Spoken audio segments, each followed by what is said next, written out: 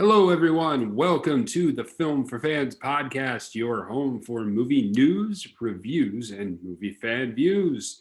This is the podcast from movie fans for movie fans.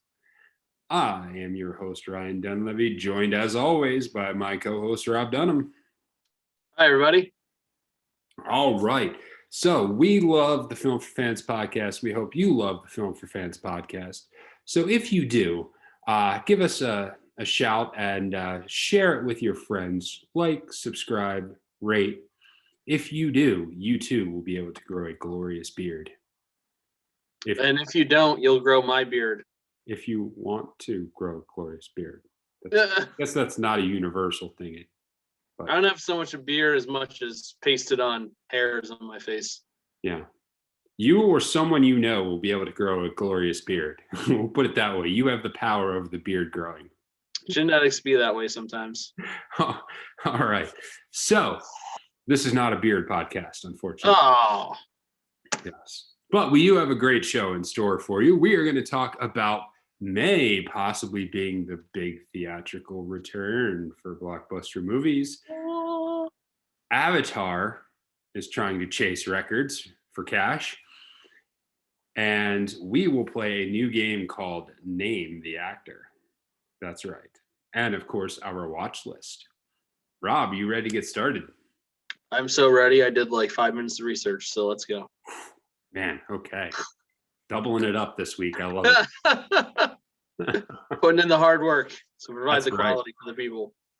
Okay, so 2 stories came out recently that have very similar conclusions, and that is big movies are coming in May. Yes, big movies are coming in May, and there's announced they're staying in May. So first, we have Quiet Place 2, which actually moves into May. This one has been moved many, many times, as it was originally scheduled to debut last year. So anything scheduled to debut last year obviously got moved and moved and moved. But it was actually originally moved this year to September 17th. And the studio is actually moving it earlier in the year to May 28th so that it opens on Memorial Day weekend. This, to me, is a good sign. So we'll come back to, we'll talk a little bit about both movies here in a second. So that's the first story, is Quiet Place 2 moving into May, to May 28th. And the second one is Black Widow, it was announced, is staying in May. So after a number of movements from last year, it was slated for May 7th. And the company announced that it will stay at May 7th. So we will be seeing Black Widow May 7th in theaters. So Rob, this to me makes me feel very bullish about what everyone's thinking about the return to theaters, that they're both keeping and moving movies into May. So what are your thoughts? Yeah, I guess we'll have to see what kind of audience reaction and participation there is with these movies coming out. I do think that it will be an impetus to encourage other studios to do the same. I know Warner is obviously releasing on HBO Max at the same time, but they are still releasing movies in the theater. So the more studios that start to actually pick and stick to dates here in the near future, the more we'll see, I think. And I said earlier when we talked about this that I think the process of getting people back out to the theater is going to be like a slow and steady thing. I don't think you're going to see like Black Widow make $1 billion in the movie theater. It's just, I just don't think there are going to be that many people who are going to like flock out in droves to see a movie in the theater right now. So I'm really interested to see where it lands and what their projections are and their expectations are, because it's just not going to be $1 billion movie. That's just not going to happen right now. So the question is, what are they content and satisfied with in order to keep on releasing things in the theater sooner rather than later? Yeah. And I think what's great about this is that you're going to have multiple blockbusters in May. And so that's something that says to me that the studios find it reasonable to expect decent crowds by then. And who knows where we're going to be at as the vaccines continue to roll out and more people get them. We've got 2 months until that happens. A lot hopefully can go well in 2 months. So we'll see. But I think it's really interesting because both of these movies are ones that fans have really wanted to see. And so if there's any movies that are going to drive, especially a Marvel movie, we did not have a Marvel movie in 2020. And so the first Marvel movie in well over a year, if anything's going to get you to the theater, it's going to be that. So I think this is a hopeful sign, and we shall see.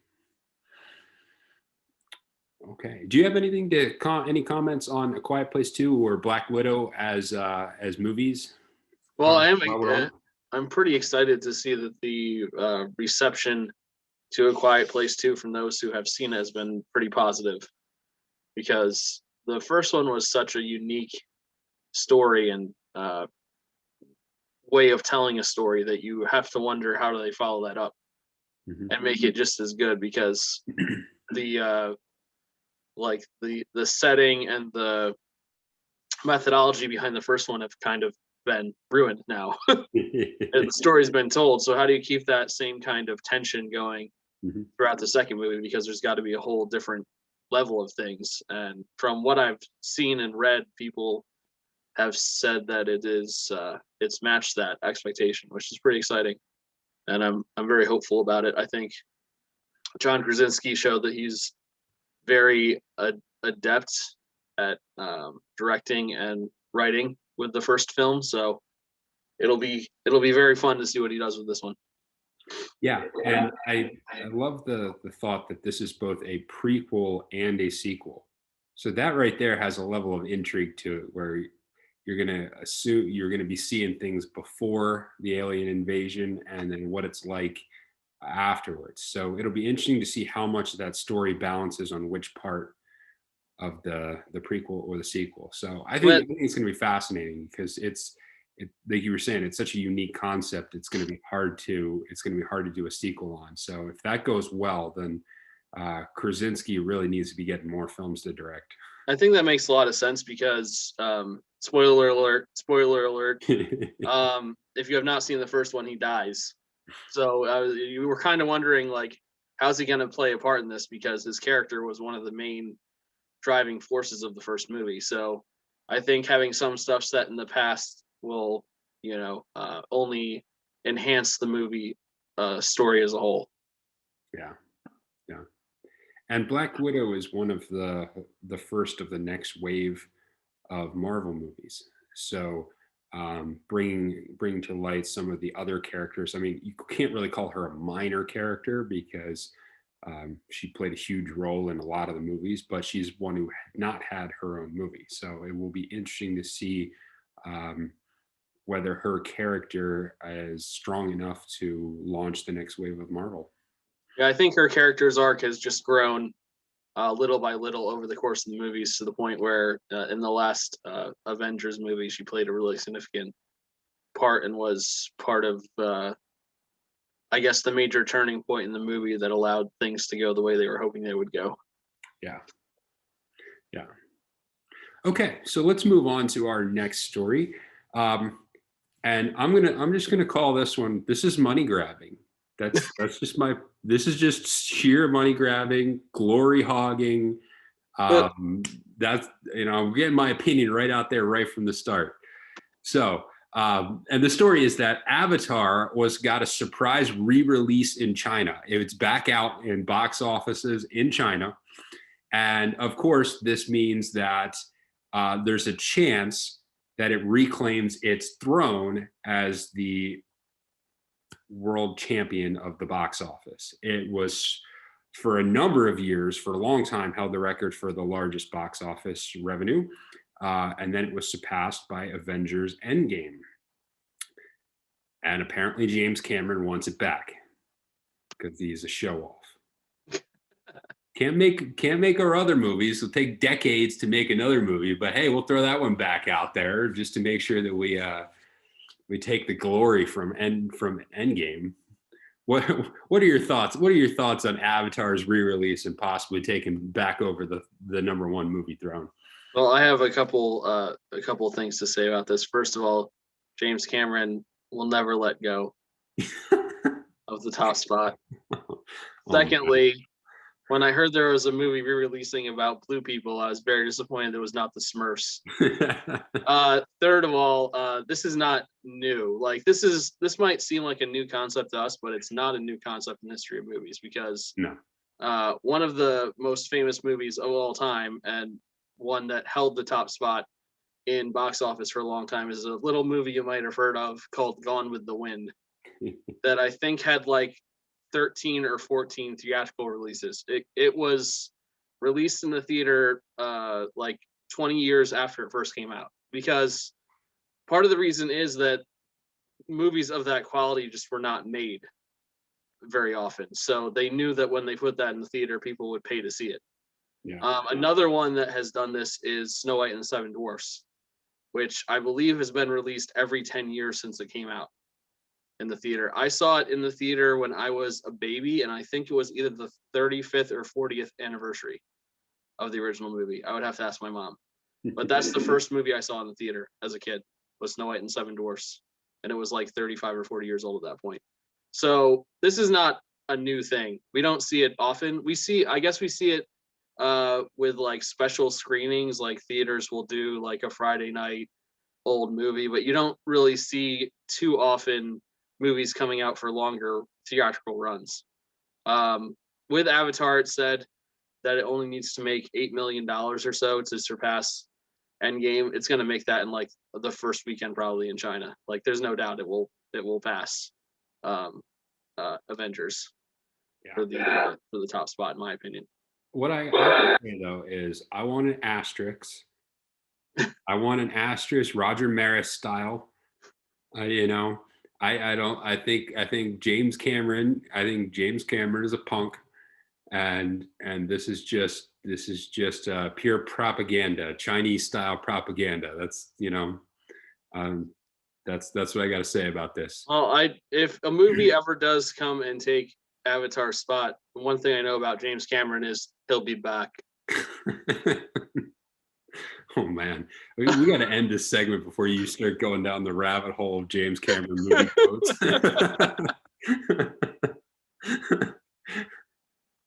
Yeah, we should terminate this segment real quick. Oh, well, speaking of quality action movies, that brings us to our next story. Does it? When I read this article, quality action movie is not really what popped in my head, but yeah, go ahead. So the director of the John Wick films is back, and he is supposed to helm a movie that is, quote, Die Hard meets Indiana Jones. That's a pretty bold claim. So the question is, will it be? So apparently the movie is called Classified, and it supposedly starts out or takes place in part in one of those like giant government warehouses like you see at the end of Indiana Jones Raiders of the Lost Ark when they're shoving the Ark of the Covenant into a box and into a giant warehouse. So apparently it's going to start off in one of those places, and there's going to be a bunch of World War II artifacts involved, and then Die Hard like shenanigans ensue. And that's literally what it says in the article. Die Hard like shenanigans ensue. Yes. How can you not quote the article when that is an actual phrase in the article? Die Hard like shenanigans. I think that just needs to be an official designation for action movie sequences now. And this is the judgment of quality. Was it to the level of Die Hard shenanigans? Yes. No. How is the shenanigans? If it does not pass that threshold, it cannot get a good rating. When I read this article, I could think of if you ever watched the show Entourage, the main character is always getting pitched movies, and they're always like, it's a combination of Spider-Man and The Great Gatsby or like other ridiculous things. That's all I could think of when I heard this. Also, I liked this movie better when it was a TV show called The Librarians that was on TNT for like 5 years. But we'll see. Yeah. Yeah, I mean, the John Wick movies are good. I mean, they're solid action movies. They're really good. So it will be interesting. I mean, I think Die Hard meets Indiana Jones is a pretty high bar to clear. So I'm not ready to give him that level of status right off the bat, but it should be interesting. I'm up for giving it a shot whenever it comes Yeah, out. I'm a little worried it will end up more like Die Easy and Indiana Homes, but we'll see what happens. Yeah, for sure. So we'll have to pay attention to that one and see what comes down the pipe later on. All right, Rob, are you ready for the game? Let's play a game. Let's play a game. All right, so the game is called Name That Actor. Now, how this game is played is each one of us will call out 3 to 4 movies, and the goal for the other one is to guess the common actor. So we're trying to find the name of an actor based on movies that they have been in. So we're going to play a few rounds of this, and then we'll see what happens. All right, Rob, you ready? Sure. Do you want to go first, or do you want me to go first? You can go first. All right, so I should have specified that more. Do you want me to give you one? Yes, you give me one first. All right, so I'll start out with a relatively easy one. Okay, so the movies are Contact, A Time to Kill, and The Gentleman. Matthew McConaughey. Correct. Yes, Matthew McConaughey. All right. All right.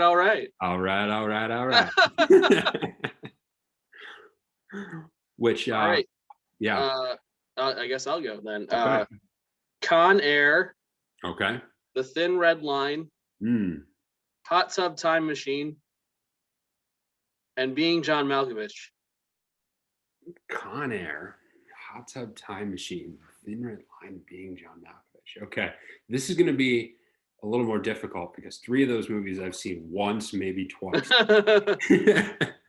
It's not John Malkovich, so we can cross that off the list. It is not John Malkovich. I know that much. Okay. All right, give me the first 2 movies again. Con Air and The Thin Red Line. Okay. Nick Cage. No, it's not. I know it's not Nick Cage, but this is mean because there are so many others I could have given you that were way more obvious. But if I told you the obvious ones, you would get it right away. So I know this is the problem. Is these movies are movies I have not seen in forever. I give you one other one. You'll probably be able to guess the person right away. High Fidelity. Oh, John Cusack. Yep. That's the problem. Is John Cusack has very John Cusack movies. Yeah. So he's the instantaneous one. Yeah. Yeah. If I said High Fidelity or Serendipity or a fair few other, The Raven, a fair few others, it would have been much more obvious. So had to dig a little deep there. Yeah. That was a good one. Yeah. I thought it was fair though, giving 4. So. Okay. Here's the next one for you. Wimbledon, Eternal Sunshine of the Spotless Mind. All right.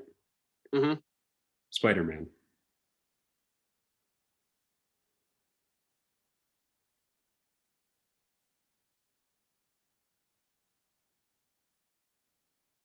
Spider-Man, the new Spider-Mans? The original, the Spider-Man from 2002. The Tobey Maguire version. Hint, it's not Tobey Maguire. Yeah.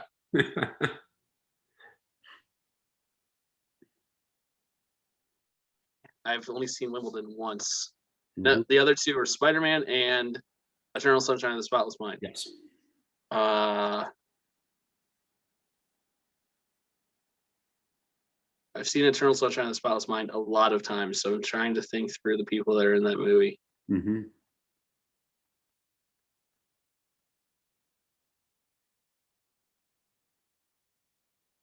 Yeah, it's she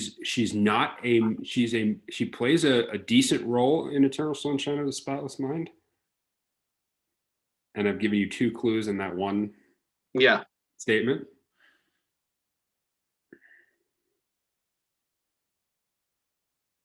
The only. Oh. See your face. You're gonna get it. I know you will. Kirsten Dunst. Yes, Kirsten Dunst. Yes, correct. Yeah, I saw her face and I was like, name. Yeah. I did not remember she was in Wimbledon. That was the tricky part for me. Yeah, she was the female lead in Wimbledon. All right, your next one. Money Talks. Mm-hmm. Dead Presidents, The Silver Linings Playbook, and The Fifth Element. Okay. All right, so Money Talks. What's the second one? Dead Presidents, The Silver Linings Playbook, and The Fifth Element. Okay, all right.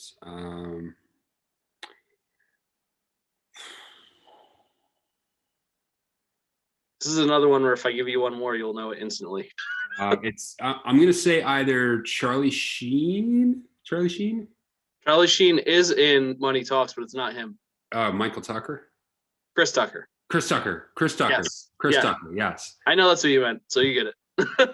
Michael Tucker was a Braves outfielder in the 2000s for 3 years long. That name still. Yeah, if I had added Rush Hour to the list, it would have been instantly. No.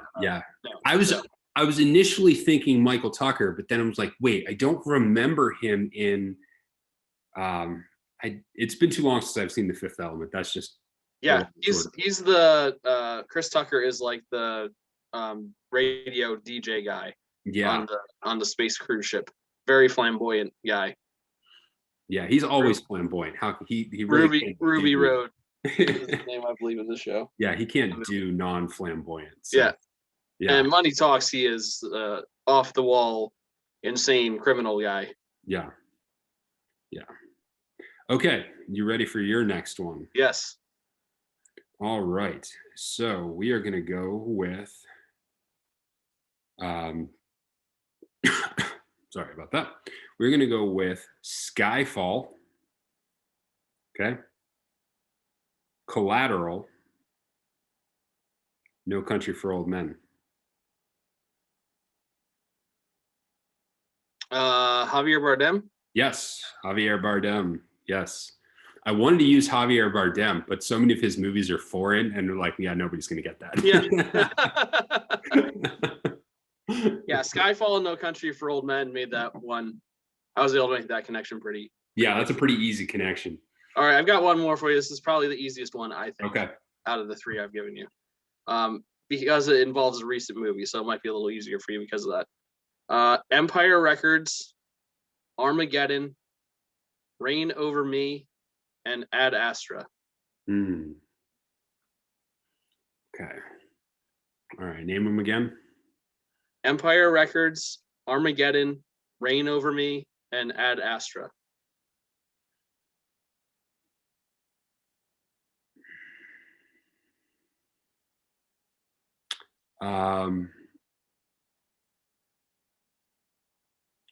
Yeah, it's I know who it is. I'm trying to get the name. Yes. Come on. Give me a second. I know the name. I'm just trying to pull it out of my hair. Liv Tyler. Yes, correct. Yep. I almost instantly knew who it was, and I'm like, why am I blanking on her name? Yeah, that's kind of how I felt about Kirsten Dunst. I know. You pulling out names in the moment, some of the hardest things to do when you're doing the podcast. That's happening. And it makes you look really dumb about something you're supposedly knowledgeable about. Yeah. It's like those times when you're going to introduce your friends to somebody and you just like blank out on one of your friends' names. It's like, how am I choking this bad? And that's when you end up calling your friends only by their last names. Hey, Chief. Like someone I know does. Who will remain nameless and is the co-host of the podcast. Hey, now, watch it. Hey, this is Dunham, this is Dixon, this is Bros. Yeah. Why do you call them that? Just so I don't have to know their first names.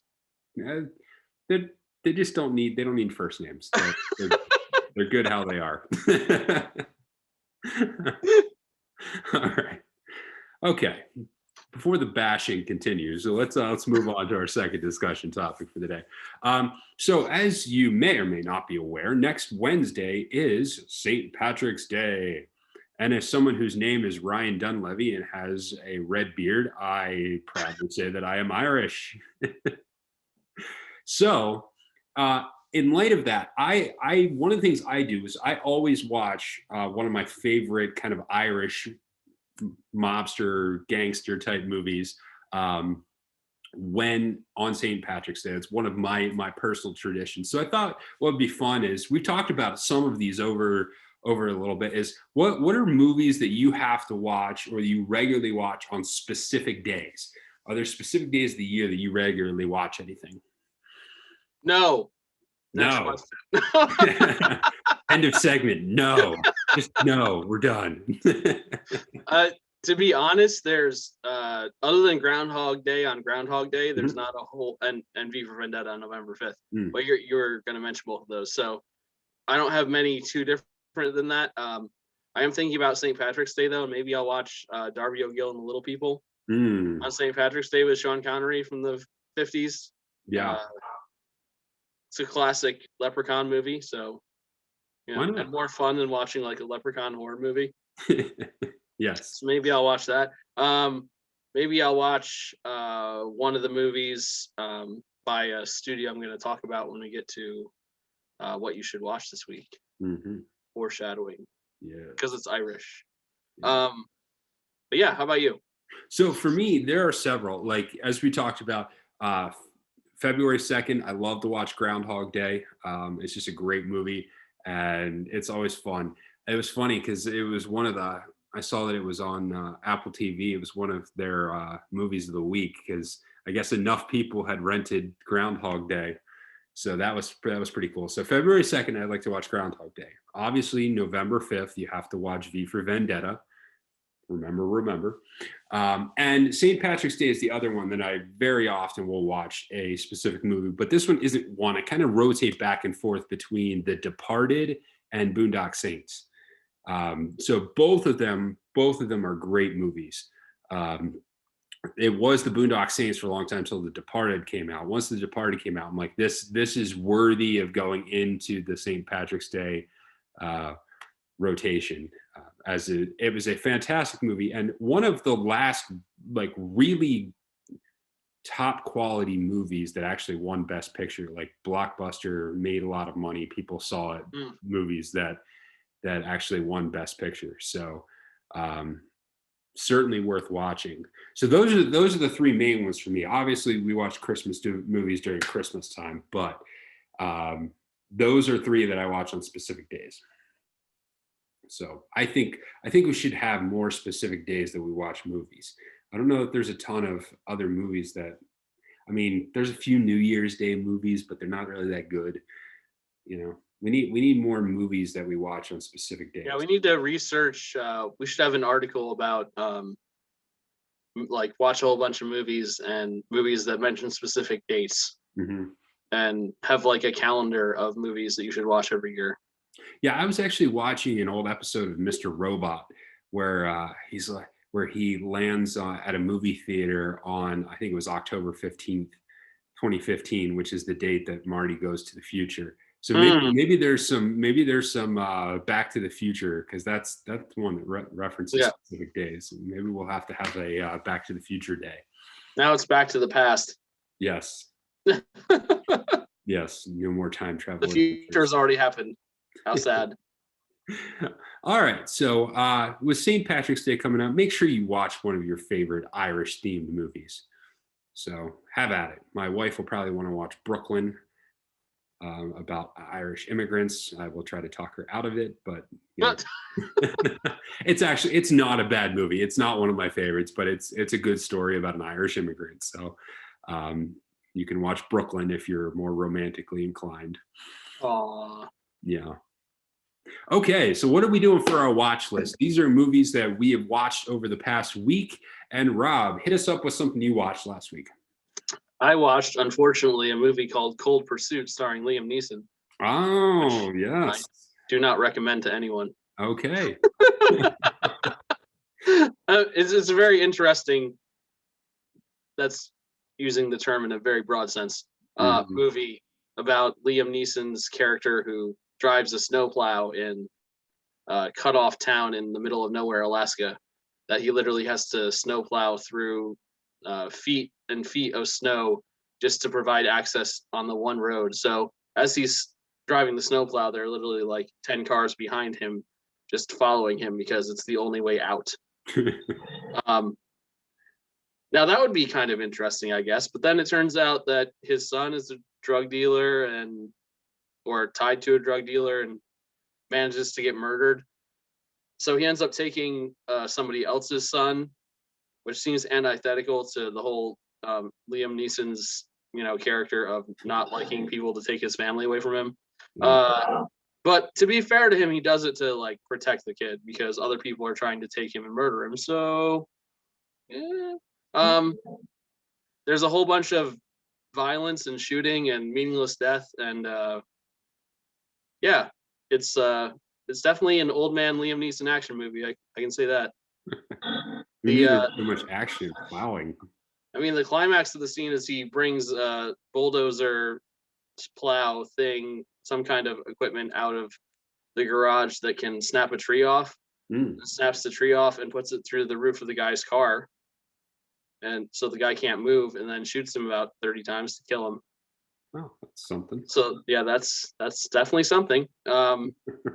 Just a lot of really bad stereotypes and dialogue and meaningless scenes in the movie.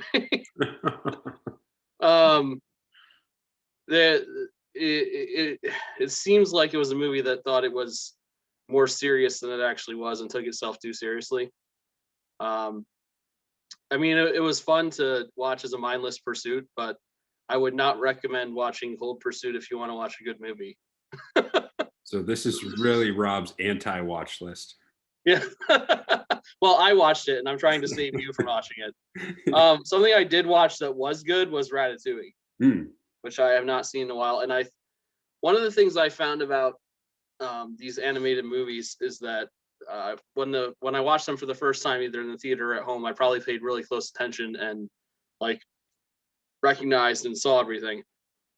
But in my situation, when you have little kids, these movies end up being watched dozens of times. And since you've watched them once already, you kind of just don't watch the same way. You don't feel like you need to dedicate your focus to it. It's just in the background while you're doing other stuff. But I tried to actually sit still and pay attention to the movie, and it's really a well done film. Ratatouille is very quality. Probably one of Pixar's best, and all their movies are good. But this one has a really great message about how everyone is capable of fulfilling their dreams, even if you're a rat and you want to work in a kitchen, which seems disgusting, but it's a great movie anyway. Yeah. So do watch Ratatouille. Do not watch Cold Pursuit. The end. I want to have been in the meeting in Pixar where someone's like, I want a rat to be a cook. That's the movie right there. A rat as a chef. Gross. Well, what else you got? No, that's it. Okay. It's dynamic. It's provocative. Yes. It gets the people going. Oh man, that's a Blades of Glory reference. If you have not seen that, you're rolling in the quotes tonight. Blades of Glory is classic. Oh, it was on TV this week. I watched a couple minutes of it. Yeah, that's about as much time as it deserves. Yeah. Well, speaking of fantastic concepts, male figure skating. So yeah, there's that. What did you watch this week? All right, so I was super busy this week. I only got one movie in and like part of a second movie, so I don't feel like I want to talk about the second one because I didn't complete it again. Unacceptable. Do you even movie podcast, bro? I know. It's bad. So the movie I did watch it's a really good movie. It's Michael Clayton. And this is a great legal drama. George Clooney is excellent as kind of the fixer at a law firm that is dealing with its corporate lawsuit, like a high, like billions of dollars corporate lawsuit. The movie starts out and with actually a great monologue. We talked last week or 2 weeks ago about monologues and fantastic movie monologues, which that article is now up on filmforfans.com. So make sure you go to filmforfans.com and read our movie monologues. This one, however, did not make the final list, but it is a really good monologue that opens the movie. It actually starts out the movie, and it's the ramblings of one of the main actors in the movie, who's kind of the impetus for the story, which just gives this kind of electric start to the movie where you're like, whoa, what is happening? What is going on? So it's really good. It's one of those legal dramas that if you love lawyer movies, this one's for you. There's some back and forth. Basically, George Clooney's character ends up trying to babysit this other lawyer who's the main lawyer on this big corporate case while he goes on a manic spree. He's manic depressive. He goes on this manic spree and nearly sabotages the entire $1 billion lawsuit. And so George Clooney is supposed to babysit him. Tom Wilkinson is the manic lawyer, and all of a sudden things start going badly, and his threats on his life ensue. So it's a fantastic character story. It's definitely if you don't like corporate legal drama, it's not going to be for you. But it's a solid movie. Have you seen it? I have actually not seen it, but I am that kind of person, so I should see it. Yeah, it's worth seeing. It's a number of years old. I think it came out in 2007. Where did you watch that? What's it on? I think it's on Netflix, or is it on Prime? I think in the show notes you said Prime. Prime, yeah. Okay. Just in case someone out there wants to watch it as well. Yeah, it's good. Okay, let's move on to our recommendations. So let's leave the people with the recommendations. So what movie should people watch this week, Rob? So I had mentioned earlier, talking about St. Patrick's Day and Irish themed things, that there is a studio, a cartoon movie studio that has put out some Irish themed movies recently. And if you have not seen any of these, the movie studio is called Cartoon Saloon, which may not be a familiar name to you. Definitely not along the lines of Pixar or Warner Brothers or one of those, DreamWorks. But they have 3 movies out: The Secret of Kells, The Song of the Sea, and their new one is called Wolfwalkers. And the animation style of these movies is absolute art. If you have not seen any of these, you should see them. They deal heavily with the themes of Irish folklore, fairies and mermaids and all kinds of other things. The newest one, Wolfwalkers, is on Apple TV Plus. Debuted there very recently. The Secret of Kells is available on Hoopla if you have that, which is a library app. So if you have a library card, you'll probably want to check out hoopla.com to see if you have access to that, because that's on there, and there are several other good movies that are on there for free. And The Song of the Sea is not currently on any streaming services for free, but it's on all the major ones to rent for $4 or $5, I guess, depending on what quality you're going to use. But yeah, again, the movie is called Wolfwalkers, and it's on Apple TV Plus. Yeah, and also I think Michael Clayton is on HBO Max. Okay. HBO Max for Michael Clayton.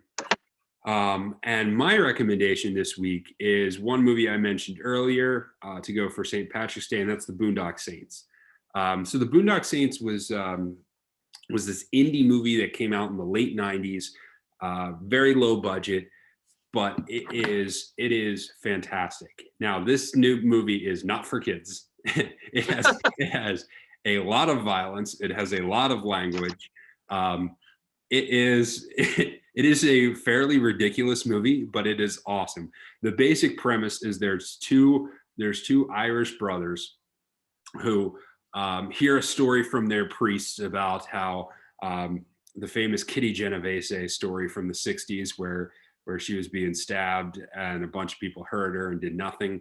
And the priest is admonishing the good people to stand up and do something. And so these two brothers end up afoul of the Russian mafia, and they decide it's their job to go take out the trash. And so they just run around killing mobsters. And then there is Willem Dafoe, who is the cop sent in to investigate. And to say his character is quirky is a little bit of an understatement. But the characters in this are so fantastic. They're so dynamic. It's the best of indie writing. There are some just unreal, like they did not just do that in a movie sequence, especially one involving a cat. If you have seen the movie, you know what I'm talking about. If you haven't, just pay attention to whenever there's a cat. So it is a violent, gory mess that I cannot recommend, but I have to recommend because it's a unique movie. So watch The Boondock Saints. Certainly represents the versatility of the word. But the thing about that movie is that it is so over the top, but there are genuinely moving scenes in the movie. Yeah. When the brothers and their father take over the courtroom, or the shootout scene outside the house, like those two scenes, in my opinion, have no business stylistically or quality wise being in a movie with this budget. Like they're just phenomenal. Yeah. I think they would fit in any movie, no matter what budget it was. So the fact that the people behind this were able to accomplish that is very impressive to me. Yeah, and there's actually some really solid directing in this of how they lay out the scenes, how they set it up. You really get into a feel and a flow for the movie. It was really, really well directed, and so it became very, very popular as an indie film, especially in the mid 2000s. Like this was like your classic like dorm movie that everyone in college was watching around the time where you and I were in college, actually. And it was very frowned upon us watching it at the institution that we were at. That doesn't mean it didn't happen. Hey Rambo, here's your rope. Yes, there's so many great lines and so many great moments from that movie. So this is going to be my St. Patrick's Day selection this year, and so I think it should be yours too. All right, Rob, you got anything else for the people? I do not. Well, then that will be the show. Thank you for hanging out with us at Film for Fans podcast. Check out filmforfans.com. We really do. We're getting more and more articles out there. We've got some good content on there for you, including, as I mentioned earlier, the great monologues of movies is up and ready. So make sure you rate, subscribe to the podcast, tell your friends about it, and until next time, enjoy the movies.